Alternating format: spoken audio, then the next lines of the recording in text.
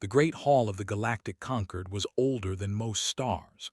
Its walls were made of crystal that had been grown over millions of years, and light from a captured dwarf star filled every corner with a soft golden glow.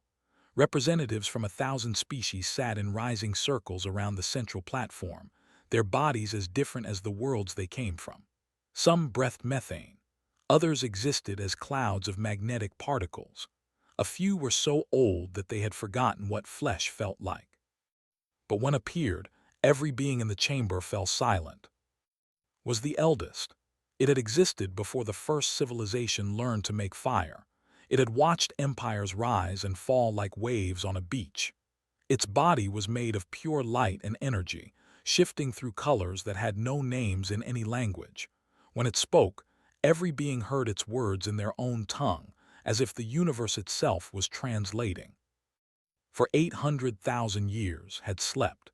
It would sometimes send messages through its appointed servants, but it had not shown itself in person since before most of the current species had evolved. The fact that it was here now, fully manifested and burning bright enough to hurt the eyes of those who looked directly at it, meant something important was happening. High Arbiter of the Dominion stood at the central platform. She was tall for her species, with dark blue scales that gleamed like polished metal and 6 eyes that missed nothing. They had conquered 1,100 worlds in their history. They had broken empires and enslaved billions, had personally overseen the destruction of 3 species who had refused to submit to rule. She was not afraid of anything. "The matter before the conquered is simple," she said, her voice carrying easily through the vast chamber. "Our long-range sensors have detected radio signals from a small world in the outer arm of the galaxy. The species calls itself humanity. They are primitive. They have barely learned to leave their own planet. I propose that we begin preemptive integration before they become a threat." Preemptive integration was a polite way of saying conquest. They would arrive with their warships, offer the humans a choice between submission and destruction, and add another world to their dominion. It had happened hundreds of times before. Several representatives made sounds of agreement. The collective, a hive mind that controlled 60 systems, pulsed with approval. The merchants have calculated the potential profit from a new slave species. The ancient dreaming stones, who rarely cared about anything that happened in the physical world, remained silent. It should have been a routine matter. A quick vote, a formal approval, and the fleet would be on its way within a month. Then moved. The Eldest flowed down from its place above the chamber, and the temperature dropped by 30 degrees. Beings who had not felt fear in centuries found themselves trembling. Scales went pale, and she took an involuntary step backward. "You will not assault Earth." The words were not loud, but they filled every corner of the chamber. They echoed in the minds of every being present, burning themselves into memory. "You will not contact them. You will not orbit their world. You will not send probes or messages or observation drones. You will leave humanity utterly and completely alone." Found her voice, though it took effort. "Eldest, with respect, may we know why? What is special about these primitives?" Turned to face her. For a moment, something passed across its form, something that looked almost like an expression.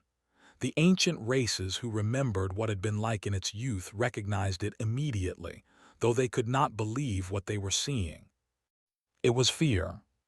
"I have given my warning," said. "That is enough." It is not enough. His pride was stronger than her caution. The Dominion does not take orders without explanation. We are a sovereign power. We have earned our place in this conquered through strength and sacrifice. If you wish us to abandon a conquest, you must tell us why.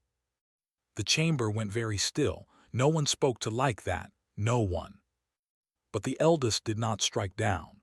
It did not even seem angry. Instead, it seemed tired, as if the effort of maintaining its physical form was draining something vital from it. "I have lived for 4 billion years," said quietly. "I have seen things that would drive your minds to dust if I shared them with you. I have watched civilizations that made your greatest achievements look like children's games. And I am telling you, all of you, that humanity must not be disturbed. Not now. Not ever. Some things are better left sleeping." "Sleeping," laughed, though the sound was hollow. "They are primitives with chemical rockets and radio waves. What could they possibly do to threaten the conquered?" Did not answer. It simply looked at her with something that might have been pity, and then it began to fade. As it disappeared, it spoke one last time. "Remember my warning, you have been told." And then it was gone. The chamber erupted into chaos. 1,000 species began arguing at once. Some demanded that the conquered obey the Eldest without question. Others, led by the, insisted that such blind obedience was beneath them. The collective calculated probabilities and found nothing that could explain its reaction. The merchants of wondered if perhaps humanity had something valuable that the Eldest wanted to keep for itself. Stood at the center of it all, her 6 eyes narrow with thought. She had not become high arbiter by being cautious. She had risen to power by taking risks that others were too afraid to take, and by being right more often than she was wrong. Was old. Perhaps it was becoming senile. Perhaps it had seen something in humanity's future that it misunderstood. Or perhaps it was simply testing the conquered, seeing if they still had the courage to act on their own judgment. Whatever the reason, had made her decision. That night she sent a coded message to her admirals. The Fourth Fleet, 400 warships strong, was to begin preparations for departure. They would travel in secret, avoiding the main hyperspace lanes. By the time the conquered realized what was happening, the conquest of Earth would already be complete. Had warned them, but had not conquered 1,100 worlds by listening to warnings. She would soon learn why she should have. The Fourth Fleet emerged from hyperspace just beyond the orbit of Neptune. 400 warships hung in the darkness like a swarm of metal insects, their weapons charged and their shields at full power. Each ship was a masterpiece of destruction, built over centuries of warfare and refined through 1,000 conquests. Admiral stood on the bridge of the flagship Dominance, looking at the small blue world that hung in the distance. Earth, home to 8 billion humans who had no idea what was coming. Their most advanced ships were clumsy boxes that could barely reach their nearest planets. Their weapons were chemical explosives and crude energy beams. Against technology, they might as well have been throwing rocks. "Open a channel," ordered.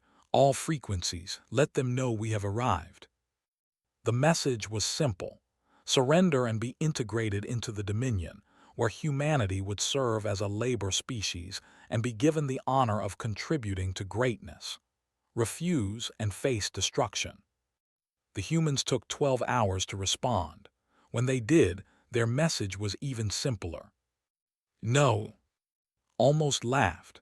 She had heard such defiance before, from species that thought their courage would somehow protect them from plasma fire and orbital bombardment. It never did. "Target their colony on the 4th planet," she ordered. "Show them what refusal costs." The 4th planet was Mars. 3 million humans lived there in domed cities and underground habitats. They had spent 2 centuries building their colony, turning a dead world into something that could support life. It was their greatest achievement. They burned it in minutes. Plasma rained down from orbit, turning the domes into glass and the habitats into tombs. The humans tried to fight back with their pathetic defense systems, but their missiles were swatted out of the sky like insects. Their energy shields held for exactly 4 seconds before collapsing. 3 million people, gone. Waited for the surrender message. It was usually quick after a demonstration like this. The survivors would realize that resistance was pointless, and they would beg for mercy that the might or might not grant. Instead, Earth went quiet. For 2 days there was nothing. No messages, no transmissions. The human ships that had been scattered throughout their system began moving toward a single point, gathering near the orbit of their moon. Officers told her it was probably a desperate last stand, a gathering of their pitiful fleet for one final battle. She ordered the Fourth Fleet to advance. It was time to finish this. What happened next should have been impossible.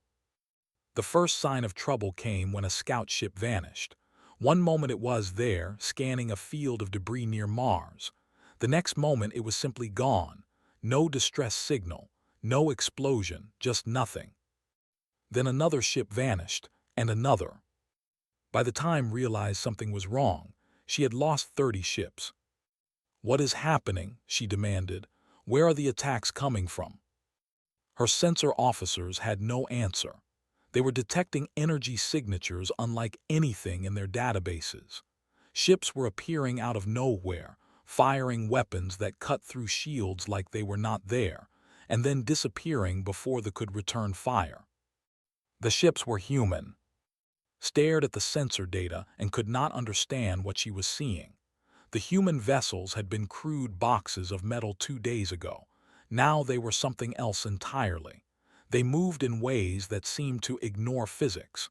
Their weapons were more powerful than anything they possessed. "That's impossible," she whispered. "They can't have built those in 2 days." But they had. In the hours after Mars burned, humanity had changed. Something had woken up inside them, something old and terrible that had slept for thousands of years.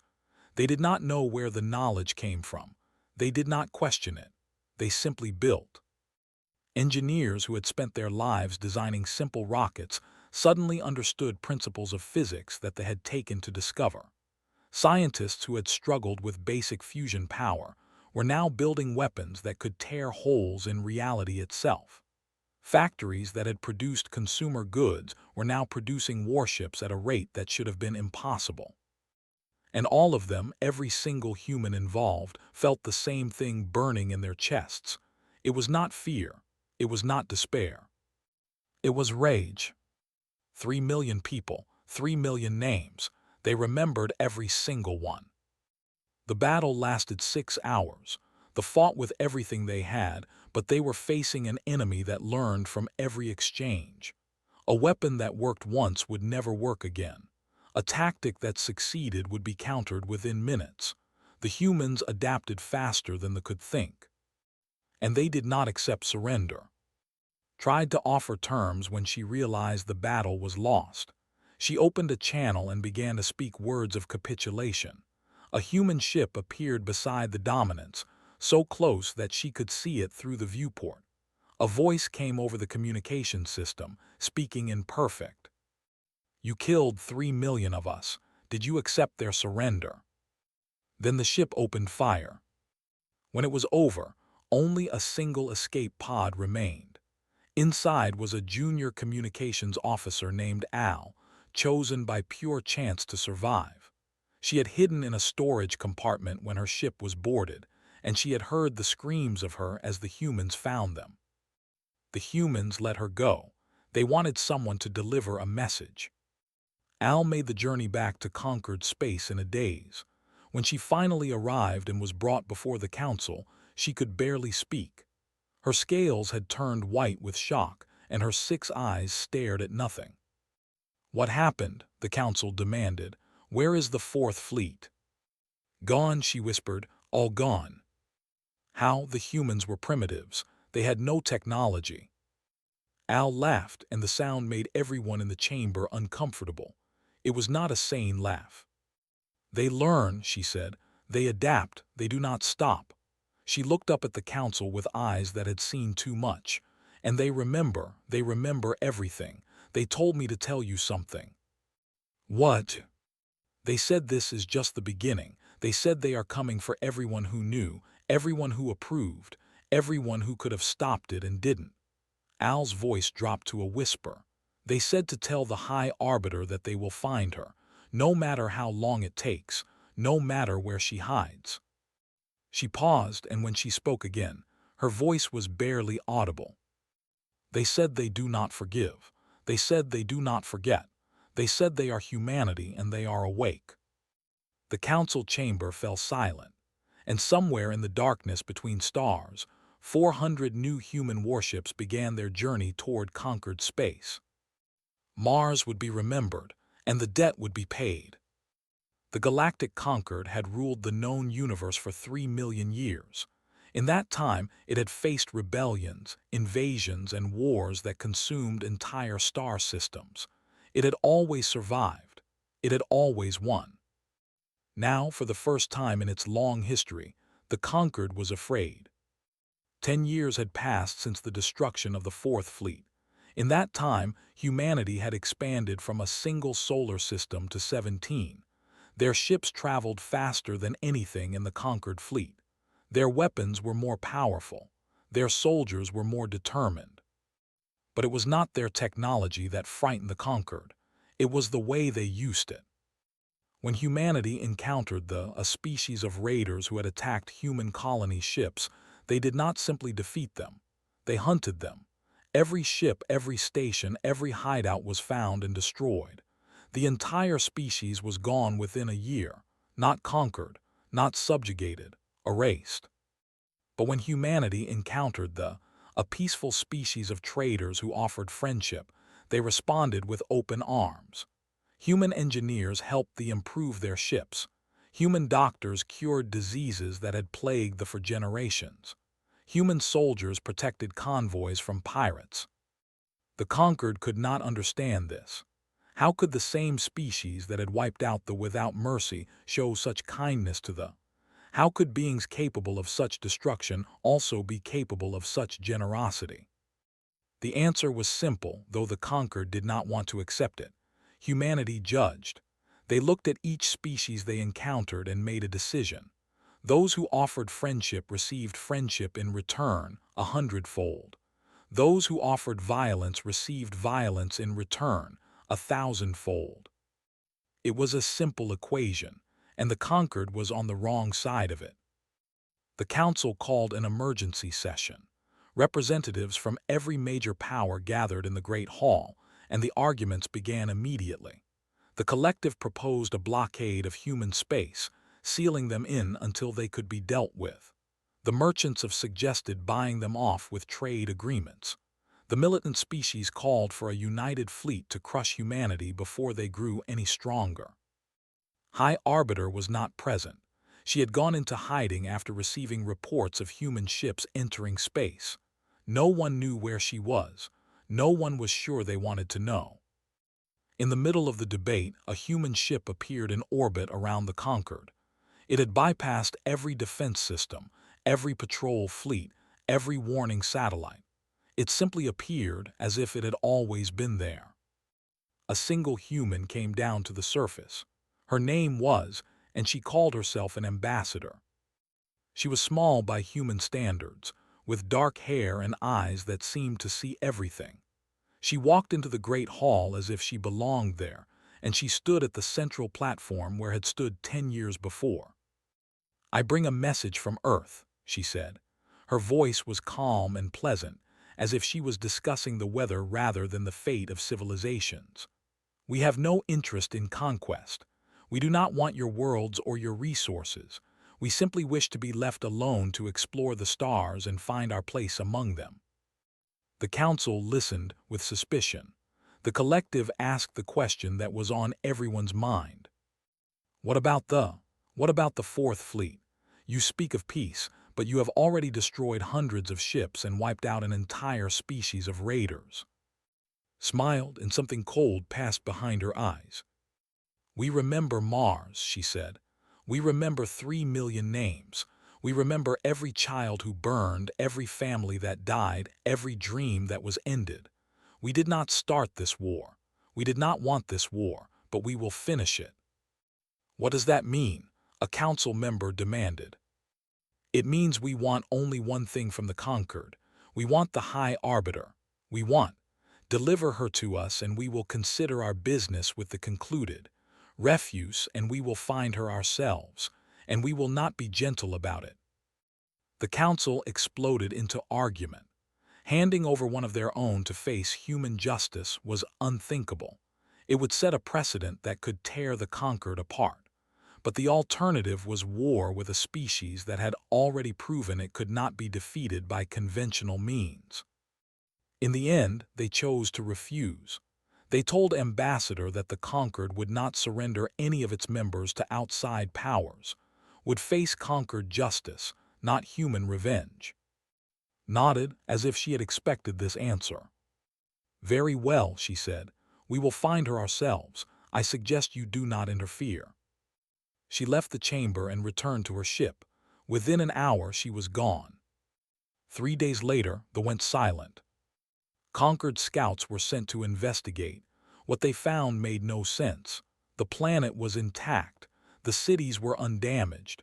The power systems were still running, but there was no one there. 40 billion, the largest population of any species in the Conquered. All of them were simply gone. There were no bodies. There were no signs of struggle. Food was left half-eaten on tables. Vehicles were stopped in the middle of roads.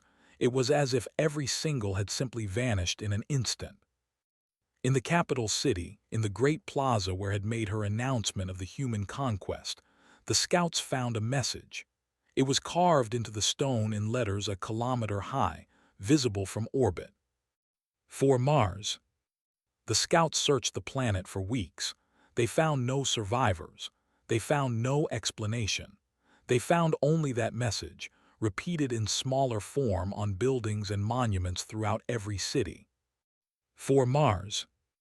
When the scouts returned to the Conquered with their report, panic spread through the chamber. If humanity could do this to they could do it to anyone. No defense could stop them. No hiding place was safe.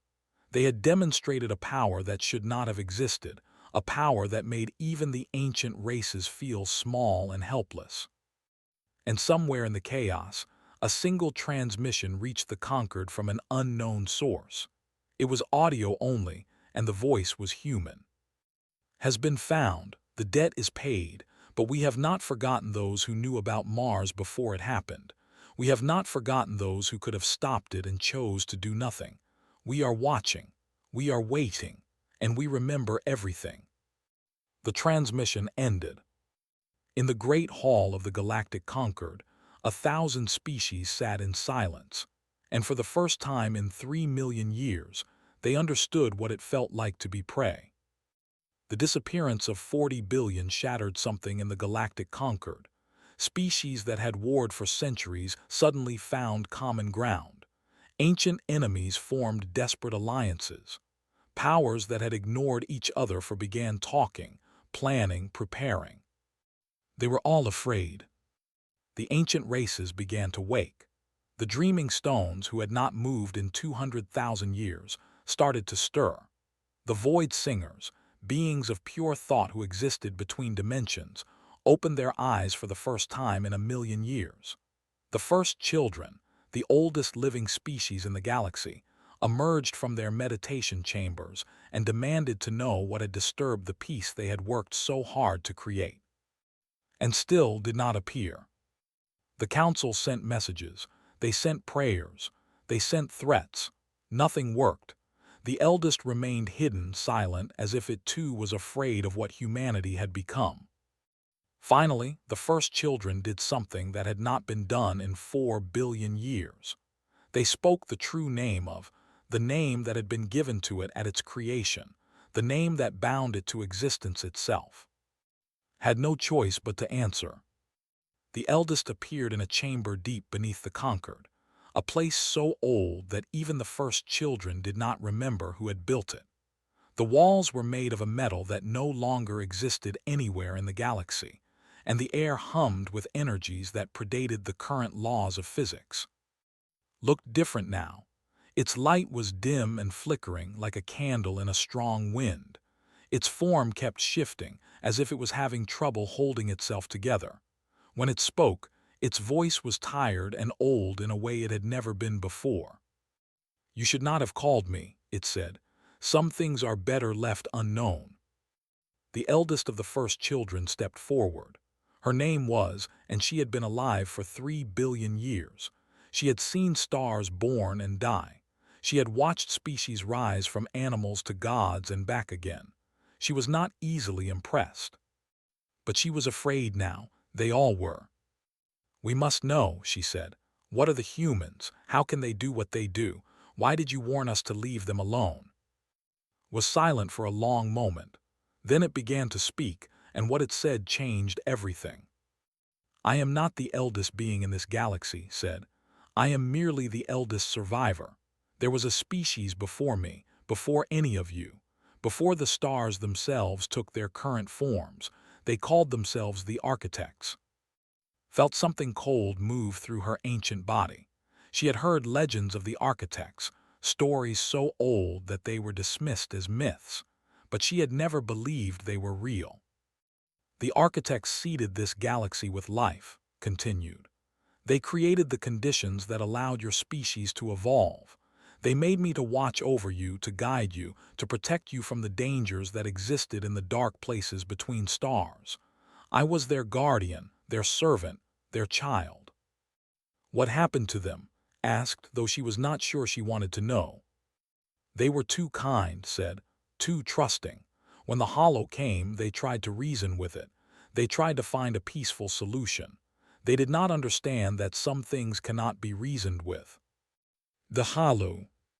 A species, a hunger, a void that consumed everything it touched. It spread through the galaxy like a disease, devouring civilizations, absorbing entire species into itself. The architects were the most powerful beings the galaxy had ever seen, but they could not bring themselves to fight.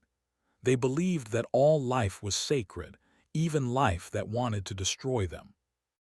Light flickered, and when it spoke again, its voice was heavy with ancient grief. "I watched them die. I watched the hollow consume everything they had built. I tried to fight, but I was young then and weak. The hollow spread across the galaxy, and I thought it was the end of everything. There would be nothing left but the hollow forever, until the stars themselves burned out. But something stopped it," said.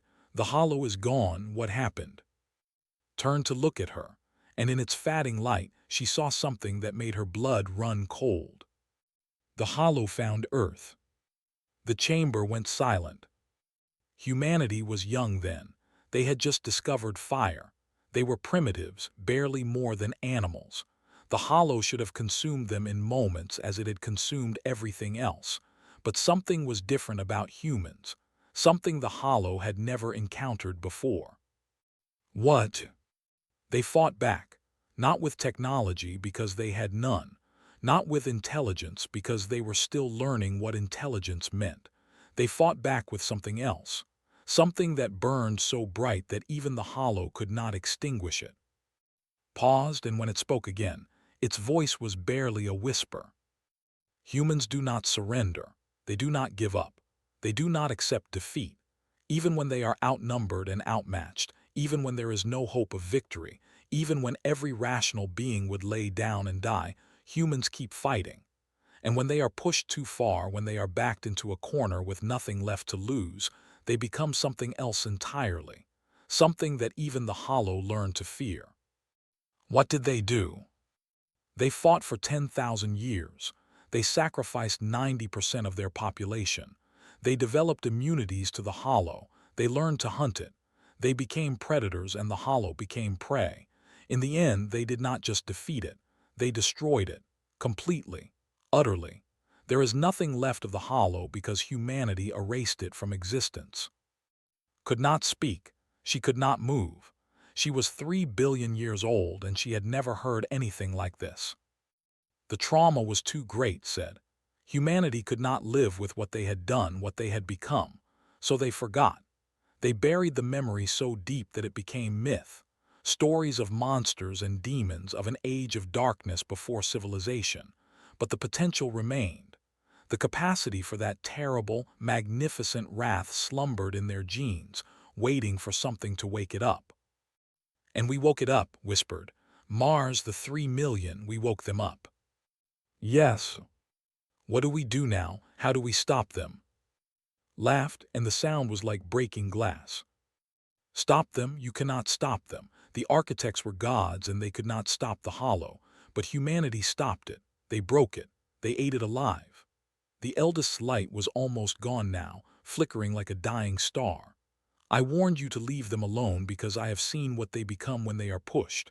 I have watched them devour gods, And now they are awake and they are angry, and there is nothing in this galaxy that can stand against them. Began to fade, its energy finally exhausted. Pray that they choose mercy, it said as it disappeared. Because if they choose vengeance, nothing will survive. Not you, not me, not the stars themselves. And then the Eldest was gone, and the ancient races were left alone with the terrible knowledge of what they had unleashed. The war lasted 11 years. It was not really a war in the way that the conquered understood wars. There were no front lines, no territories to capture, no strategic objectives to achieve. It was something simpler and more terrible. It was a reckoning. Humanity did not attack all at once. They moved through the galaxy like a storm, appearing where they were least expected and striking with precision that should have been impossible. The species that had supported the attack on Mars were targeted first, the ones who had voted in favor of preemptive integration, the ones who had provided ships or weapons or intelligence, the ones who had known what was going to happen and did nothing to stop it. Each time the pattern was the same. Human ships would appear in orbit around a world. A message would be broadcast on all frequencies. We remember Mars. We remember 3 million names. You had a choice and you chose wrong. Now you will face judgment. And then humanity would wait. Some species chose to fight. They gathered their fleets, charged their weapons, and prepared to defend their worlds to the last ship. These battles were short and brutal. Human technology had advanced beyond anything the conquered had ever seen. Weapons that could tear holes in reality. Ships that moved faster than thought. Soldiers who fought with a fury that made even the most warlike species look tame by comparison. But other species made a different choice. The first to surrender was the merchants of. They had provided funding for the expedition, calculating that a new slave species would be profitable. When human ships appeared above there, the merchant lords did not fight. They came out with their hands raised and their treasuries open, offering everything they had in exchange for mercy. The humans accepted. They did not take the merchants' wealth or their freedom. They did not burn their cities or enslave their people. They simply sat down at a table and talked. They explained what Mars had meant to humanity. They described the children who had died, the families that had been destroyed, the dreams that had been ended. They made the merchants understand, really understand, what their greed had cost. And then they asked for one thing in return: an acknowledgement, a memorial, a promise that the merchants of would remember what had happened on Mars and would work to ensure that such a thing never happened again. The merchants agreed. They built a memorial on there, a tower of black stone inscribed with 3 million names. They changed their laws to prohibit investment in slave trading or military conquest. They became advocates for peace. Word spread through the galaxy. Humanity was offering a choice: fight and face destruction or surrender and face judgment. But their judgment was not death. It was understanding. It was change. It was the chance to become something better. Species began to surrender by the hundreds. They came to human space with their leaders bowed and their weapons powered down, asking for the chance to make amends. Humanity listened to each of them. They heard their excuses, their justifications, their attempts to shift blame. And then they looked them in the eye and said, "Do you understand what you did? Do you truly understand?" Those who understood were forgiven. Those who did not were given time to learn. The war continued against those who refused to surrender. The militant species, the proud empires, the ancient powers who could not accept that they had been wrong. Humanity broke them one by one, not with cruelty but with relentless, unstoppable force. They did not torture or enslave. They simply won over and over again until even the most stubborn species understood that resistance was pointless. By the 11th year it was over. The last holdout, a coalition of warrior species who had sworn to fight to the last soldier, finally laid down their arms. Their leaders came to Earth to face judgment, expecting execution or slavery. Instead, they found Ambassador waiting for them with a cup of tea. "Sit," she said. "Let's talk." The final assembly of the Galactic Concord was held on Earth, in a chamber that humans had built specifically for this purpose. It was open to the sky, surrounded by gardens and filled with light. Representatives from every surviving species gathered there, along with the fatting remnant of, who had used the last of its strength to witness this moment. Stood at the center of the chamber looking out at the gathered species. She was older now, her dark hair streaked with gray, her face lined with the weight of the years. But her eyes were the same, clear and sharp and seeing everything. "We did not want this," she said. "We wanted to explore the stars and find friends among them. We wanted to learn and grow and become part of something larger than ourselves. Instead, we found enemies who murdered our children and forced us to become something we never wanted to be." She paused, and when she spoke again, her voice was heavy with grief. "We have won. We have had our reckoning. The debt is paid. Mars is remembered, and those responsible have faced judgment." She looked around the chamber at the gathered species, ancient powers and young civilizations alike. "Now we choose what comes next." "We could rule you," she said. "We have the power. We have the technology. We could build an empire that would last until the stars burn out, and there is nothing any of you could do to stop us." The chamber was silent. Every being knew that what she said was true. "But that is not who we want to be. That is not who we were before Mars, and it is not who we will be after. Humanity does not want to conquer. We do not want to rule. We want what we have always wanted, from the first time we looked up at the night sky and wondered what was out there." She extended her hand, palm up, offering something that no one in the chamber had expected. "We want neighbors. We want friends. We want to build something together, something that will last, something that will make the universe a little bit better than it was before.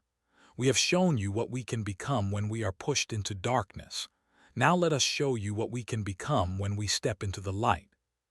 Flickered at the edge of the chamber, its ancient light barely visible. But there was something in that fatting glow that had not been there before, something that looked almost like hope. "This," the eldest whispered, "is why I feared them, and why I always believed they might save us all." One by one, the representatives stepped forward. They took hand, they made their pledges, they chose to be neighbors. It took time, it took work, it took generations of effort and understanding and occasional failure. But slowly, the Galactic Concord transformed into something new. The Human Compact, it was called, not an empire but an alliance, not a hierarchy but a partnership. Humanity led not through force but through example. They shared their technology freely. They helped rebuild the worlds that had been damaged in the war. They established schools where species could learn from each other, and hospitals where the sick could be healed regardless of what world they came from. And in the archives of the Compact, in a room sealed by the highest authorities, they kept a single memorial. A fragment of "now silent forever" rested beside a plaque that bore the words humanity had chosen to define themselves. "They came to conquer us. They came to enslave us. They came to destroy us. They are all gone now, but we remain.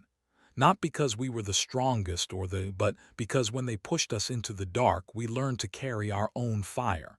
And when the war was won, we chose to share the light. That is what it means to be human." 10,000 years passed. Species rose and fell. Stars were born and died.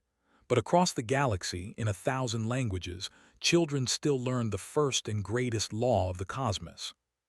Never assault Earth. Not because humanity would destroy you, though they could, but because if you gave them the chance, they would show you something better. They would show you what mercy looked like. And that was more terrifying than any weapon ever built.